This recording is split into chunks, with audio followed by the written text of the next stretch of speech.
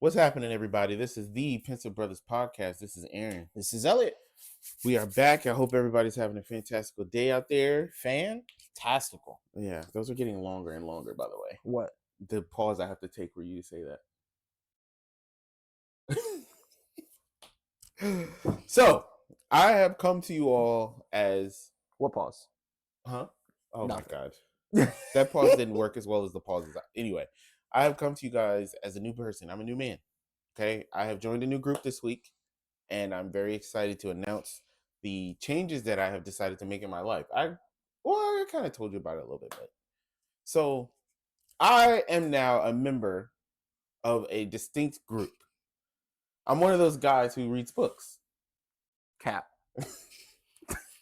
No, I don't believe it. So anyone that knows me knows I love like information, but I don't really like to sit and read novels. I can't do it. So I read a lot of articles. I read a lot of news, but like I don't read a lot of novels, like books, like stories and stuff. Even when we were in school, you remember? Yeah, no. I was the king of Cliff Notes and Spark Notes and all all that. that. Like, I'm not reading that. Yeah, no. Literally. I remember I used to try to ask you questions about stuff. Elliot would read it all, and he'd be like, "Oh no, that's not what happened." I'm like, "Well, what did happen?" And then you would unwittingly tell me. You know what's terrible? What? My wife does that now. So, yeah. But every time I see your wife is reading though. Yes, that's what makes it crazy. She reads all the time. So all the stories she doesn't want to read, she'll let me read them and then just ask me to summarize the whole story. Yeah, that's what she tries to get me to record it, and I don't want to. I have friends that do that to me when it comes to like work stuff. They'll like ask me to do something and then say, "Hey, send that to me. Let me see that." And then they'll. Anyway, that's wild. So if you guys remember from last week, I told you guys about how my wife and I have been watching the Harry Potter movies. We have finished them. All 7? All I 8. think it's 9. No, it's 8. I thought there were 2 part 2s. Yeah, the last one is the 7th book. It's 2 parts. I thought the 6th movie was 2 parts too. No. The 6th movie is Oh no, you're right. The 7th movie Twilight. is Deathly Hallows. 6th movie is Half-Blood Prince. Yeah. I'm thinking of Twilight because Twilight did it first, and they did it for the last 2 movies. I think it was Breaking Dawn 1 and 2. I don't know. Those movies are all horrible. The only good thing was the wolves. Was what? Well, no, they weren't werewolves. Were they werewolves? Yeah, they were werewolves. Yeah. That was the only good thing about Twilight. Everything else about it, everything, all the way down to the CGI baby. Terrible. Terrible. It's horrible. Crazy. It's crazy. You know about the CGI baby. Did you watch these movies? Yeah, of course. You know who our little sister is? Yeah, you're right. Yeah, we've all seen them more than once. Yeah, I watched them with Justice. Actually, the thing that's crazy is Twilight. The first one was horrible. Like there was no action.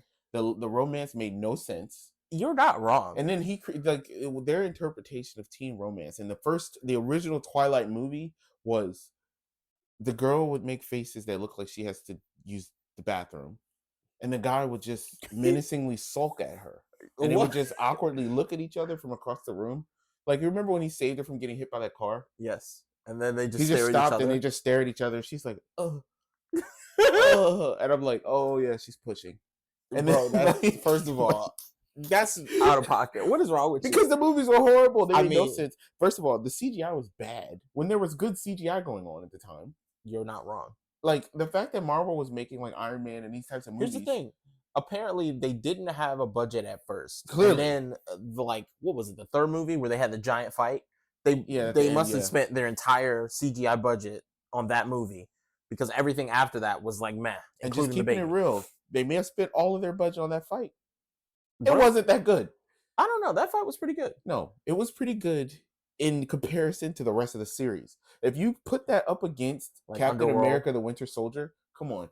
I mean, where this dude literally did a front flip over an airplane and landed on a motorcycle. Like, what are we doing? Yeah, but we're comparing apples to oranges there. Like, Marvel budgets are just different. You got to compare it to a different action. What I'm saying is, at least Underworld was like a reasonably budgeted movie. Yeah, but I mean, Underworld was all dark and gothic and whatnot. So if you squint a little bit, it all looked good. So that's the same as Twilight. No, Twilight was horrible. Anybody that's a huge fan of Twilight, if it wasn't based solely around the fact that you thought somebody on screen was hot, you are about to insult a lot of people, including my wife, probably. Okay, go ahead. I'm gonna let you. I just want you to eyes wide open. Unlike know what you walking into. We don't disrespect the league like that. So if she's a fan, I'm gonna leave it be. You know what? I appreciate that. Okay, I'm gonna leave it alone. So we're gonna go back Just to for the you. original. See The original point here being that the I'm one of those movies guys were that awful. reads books now. Why are you lying to the people? What's the difference? Okay, There's no difference. you I have only been like these books, this specific series. right, and I'm literally not reading them. Not someone else is reading them to you. Yeah, so I've been listening to the book on tape of the Harry Potter series, and it's been great. It's been really fun to do, like while I'm driving or whatever, while I'm doing stuff. I just kind of listen to it, and you've got this elderly British accent guy reading it to me with all the different voices. It's been fun. I'm not gonna lie. So Here's what's wild. Okay, I'm giving you a lot of crap, but I almost exclusively listen to audiobooks now. Like I don't have time to sit down and read because like when I read, I apparently turn off all my other senses. are there audiobook clubs? Probably. Yeah, we should get an audiobook club. I don't know about doing that. The kinds of audiobooks I like are probably not club worthy. I'm not listening to anything popular. What are you listening to? Well, I shouldn't say that. I'm not listening to things that are like book club popular. Like, oh yeah. I don't want to listen to somebody's harrowing life story about how they escaped Conquered North Korea. Lord Voldemort. Oh, sorry. We're in different places right now. I mean, conquering Voldemort actually would be in my wheelhouse. It's one day we should sit and we should seriously just specifically talk about Harry Potter. That doesn't have to be today.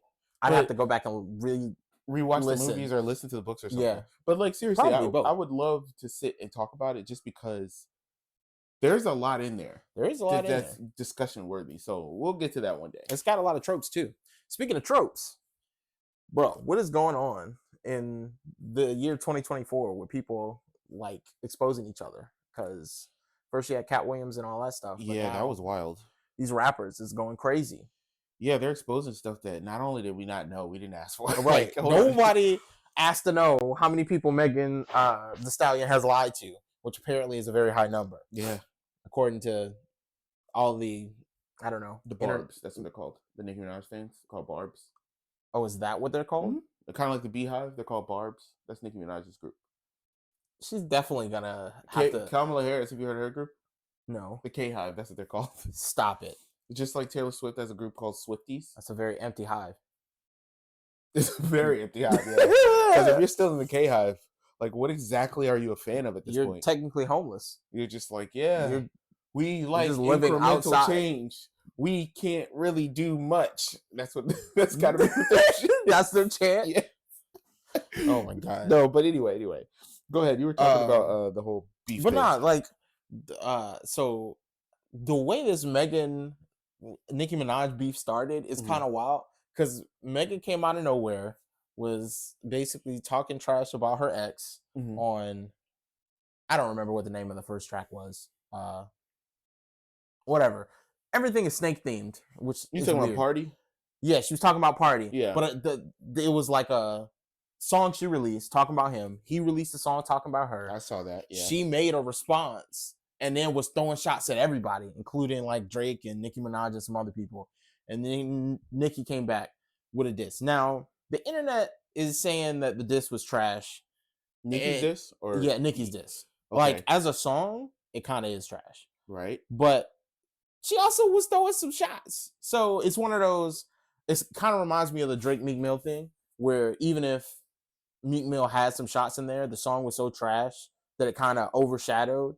And then the fact that Drake had hit him with back to back, which is like probably the best diss track of the recent years in our lifetime. Yeah, recent years. No, because they had a lot of good diss tracks and stuff back in the '90s. So like I'm saying for our generation, back to back is our what is it? Who's gonna knock you out? Mama gonna knock you out? Yeah, whatever that beef. LL and who was the other guy?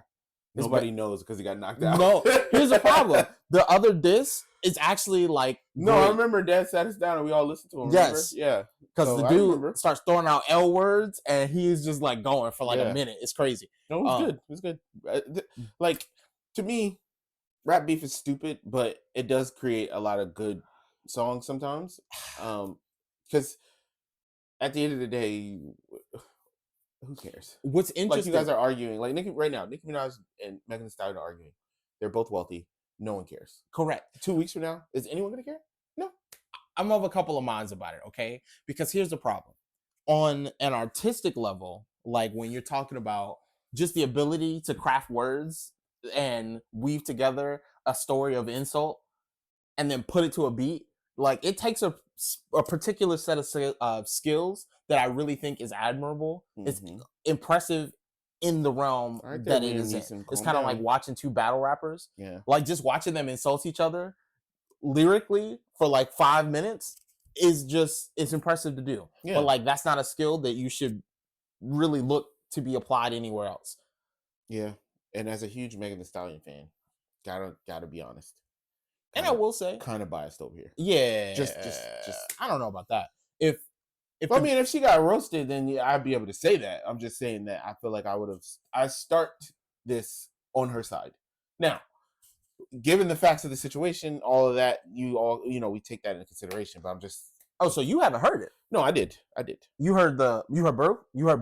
Yeah. What was it? Okay. His was Megan's, and then she made Bigfoot, which was the response. Nicki Minaj's response, and you heard that. Yes. So okay, so let's start with his. His was actually it was a catchy song. His was fire. Okay, I said it. So, it was. The thing is, though, I don't think Megan would ever put anything out that's not at least a good flow. Like what makes her music, in my opinion, so good is the flow, because Megan Thee Stallion is a good rapper at baseline. She knows how to make you bob your head when you listen to it. Correct. Even if you're not listening to the words. The Houston slab vibe that comes from when she really gets to rapping is like there. And it definitely is. It's like solid. It's quality every time. Yeah. But it does seem kind of like when she actually is in her bag, it is kind of like the same couple of flows over and over. That is true. Where we are discussing the you remember that discussion we had about thought rappers last season? I do remember that discussion. Where we discussed how nice our body looks, how much money we have. You said the some top of those things. Quality of our vaginal cavity, and basically how I can take your man if I want. And that was pretty much his. It was like that. Yeah. Like, and then I'm shots doing at fine. people. Yeah. And she was like going Yosemite Sam. And then we jump over to Nicki Minaj's response. Okay. Which it really, so if you remember the Drake and Meek Mill beef, I don't remember the name of the Meek Mill songs. I'll have to look it up. But Meek Mill had put out, I think, 3 songs during that beef. Yes. And was it 3? I think it was 3. I feel like it was 1, and it was like 4 beats sliced together. No, because one of the songs was fire. I remember my line brother was like into. Shout outs to Adonis because he put us onto that joint. It was fire. But well, you're gonna have to. I'll send you that. But one of the songs that he put out, I think it was the first one that everybody roasted him for when Back to Back came out. He put out this song that was super short, and then it was like a bunch of talking. Yes, his was like just like that. Because when I listened to it, I was like, this song been going on for like a minute or Bigfoot. Bigfoot. I'm sorry. Bigfoot was on it, and it was going on for like a minute and a half. And you were like, she ain't started rapping yet. Like, why are you talking? But then she stopped rapping, and there was like 2 minutes left. And I was like, wait a minute.